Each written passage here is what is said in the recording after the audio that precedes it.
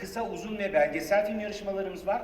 Bir de sosyal... Sîv yekemîn Festîvala Filmên Navnetewî ya Enqereyê di roja xwe ya duyem da berdewam dike. Wê heta 11 îlonê bi giştî 56 film ji Tirkiye û ji cîhanê ku di nav da sê kurte fîlmên Kurdî jiyan e. Wê di vê festîvalê da bêne nîşandan. Festîvala Filmên Enqereyê li Îwana Cermodernê bi merasîma xelatdayînê dest pê kir. Xelata Kedê ya Aziz Nesîn ji bo hunermenda sînemayê Şerîf Sezer. Xelata Çınara Hunerê jî ji bo şanoger û lîstikvan Tamer Levent hat dayîn.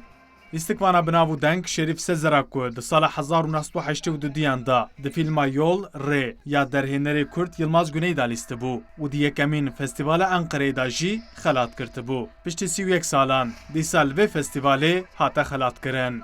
Valla onur duydum. Aziz Nesin'in adı olması ayrıca çok beni onurlandırdı. Çünkü ben birincisinde de bu festivalin birincisinde en iyi kadın oyuncu ödülü almıştım. Onda da Aziz Nesin'in imzası vardı.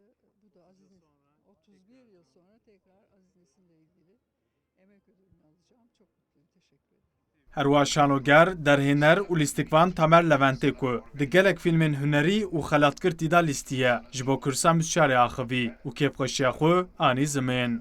Ben de hayatımda sanata evet felsefesiyle Ez spasiya jûriya festîvalê dikim ku min hêjeyê wê xelata giranbuha kirin. Enqere bo min bajarekî pir giring e. Min li vir gelek xebatên hunerî kirin. Niha jî mala wan ava be min xelat dikin. Li her cihê xelata rûmetê didin, lê li vir xelata çinara hunerê pêşkešî min kirin. Ez bextebarim.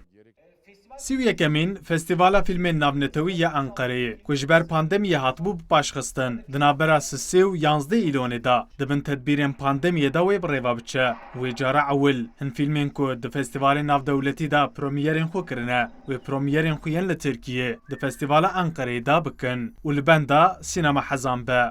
Ömer Sönmez, Kurdistan 24, Enqere.